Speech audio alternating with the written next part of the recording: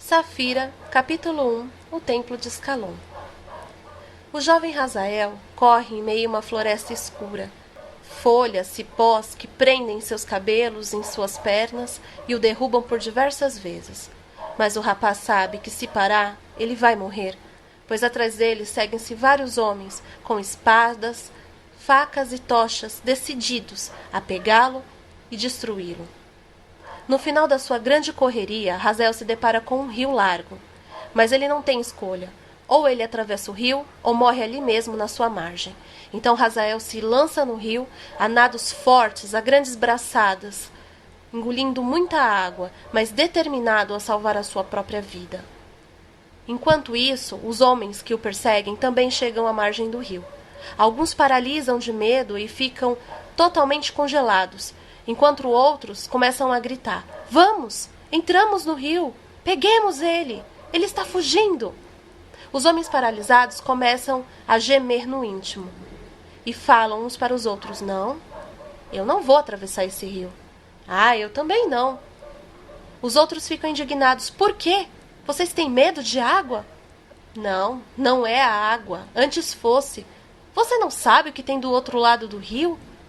O templo de Escalon, o grande amaldiçoado?" Os outros começaram a rir-se dos que tinham medo. "Não acreditamos. Vocês estão com medo de um templo amaldiçoado?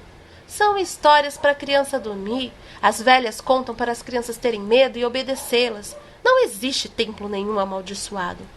Então Thomas, em seu cavalo, se apressa e toma a frente de todos. Levanta a sua espada, que brilha com a luz do luar, e estende diante dos olhos de seus homens.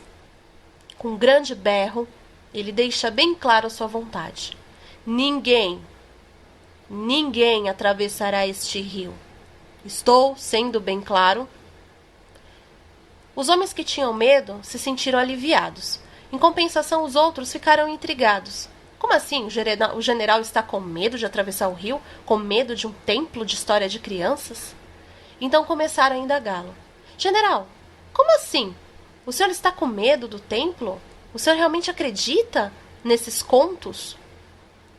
O general deu um grande suspiro e encostou mais ainda a sua espada diante dos olhos daqueles que o confrontavam. "Eu quero que vocês entendam uma coisa", disse ele. "Isso não é um conto, não é uma história. Eu tanto acredito, como fui testemunha, de muitos que atravessaram esse rio e, ao chegar dentro daquele templo, foram amaldiçoados de uma forma tão terrível quanto aqueles que entraram no deserto de Bur. Dentro do templo de Escalon, as pessoas que lá estão têm suas almas arrancadas de seus corpos, são enviados ao mundo sem volta e seus corpos dilacerados por feras horrendas que lá habitam, feras espirituais, das quais nós não temos controle. Portanto, nenhum homem meu vai se arriscar entrando nesse templo. Deixemos que o templo termine o trabalho que começamos. Esse Hazael miserável terá um fim pior do que ao fio da minha espada." Enquanto dizia, Thomas alisava a sua espada com grande contentamento. Cuspindo ao chão, bateu ao lado do cavalo, que deu meia volta. "Homens, vocês vão me obedecer? Ou preferem que eu acabe com cada um?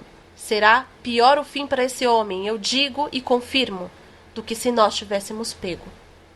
Assim, todos dão meia volta e seguem Toma para fora da cidade. Enquanto isso, Hazael finalmente consegue, com seu último fôlego, chegar ao outro lado do rio. Fica por cerca de meia hora, deitado, jogado, tentando ter novamente forças para levantar. Quando consegue levantar-se aos poucos, retornando a si, está todo encharcado. Ele levanta a cabeça lentamente para tentar descobrir onde se encontra. Aos poucos, as imagens em volta passam a ter um significado. Então ele percebe: eis, estou diante do templo de Escalon. Seu coração dispara, sua boca seca. Ele olha admirado aquela imensa construção. 2 guardiões enormes de pedra estão assentados, cada um ao lado da entrada, um à direita e o outro à esquerda. A porta está aberta, mas o breu, tanto fora quanto dentro, torna toda aquela situação extremamente sinistra. O medo começa a percorrer por suas veias. E ele pensa: será que eu devo entrar nesse templo? Dizem que tem muitas joias, muitos tesouros escondidos, mas costumam dizer também que as almas dos que entram são arrancadas e lançadas para outro mundo. O que será que eu devo fazer? Aos poucos, seus pés vão se arrastando, degrau por degrau.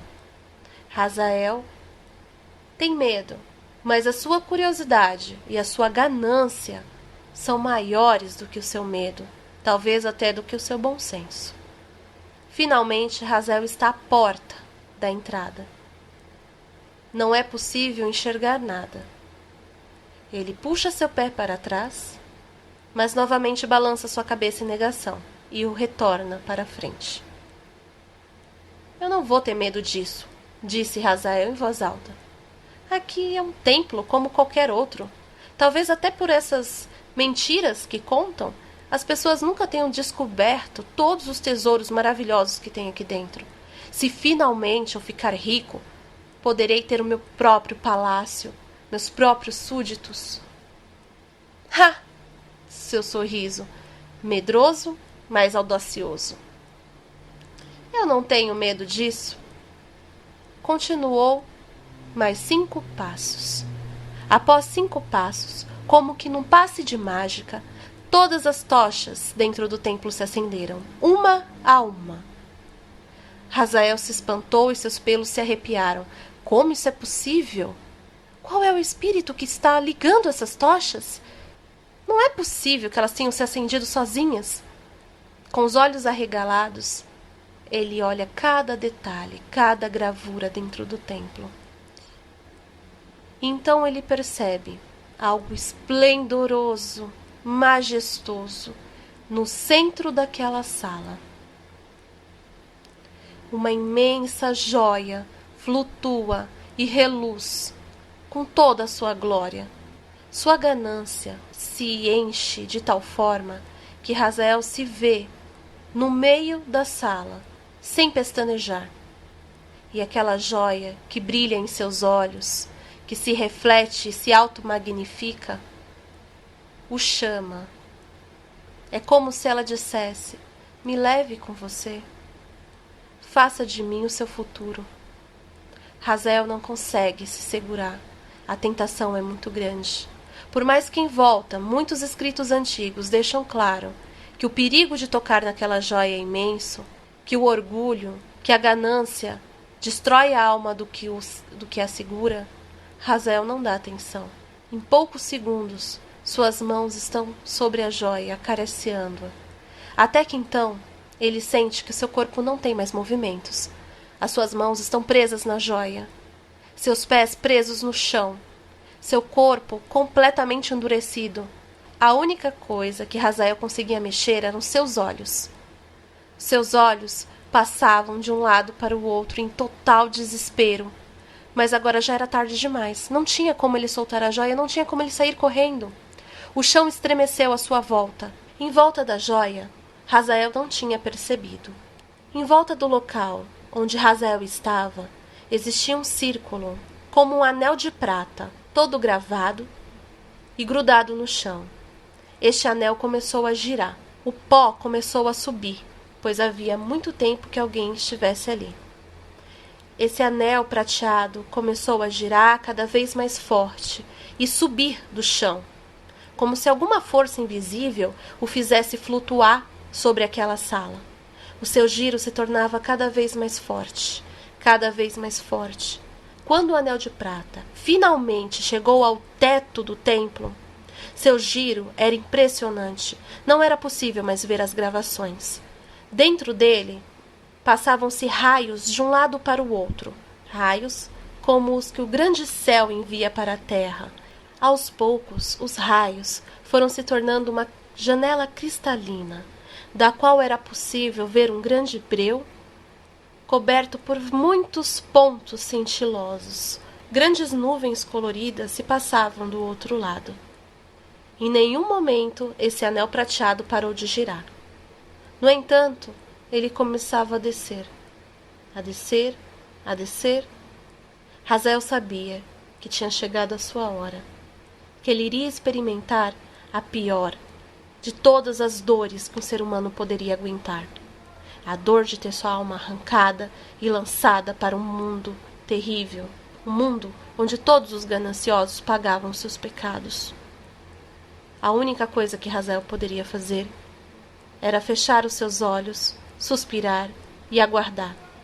Aguardar corajosamente o seu fim. Assim que o anel cobria-lhe os fios dos cabelos, aos poucos, cada pedaço de Razael que encostava nessa linda janela ia simplesmente desaparecendo, se desfazendo. No fim, o anel de prata voltou ao seu lugar, no chão, como se nunca o tivesse saído dali. Todas as tochas se apagaram. Voltou um breu sombrio. Razael não estava mais lá.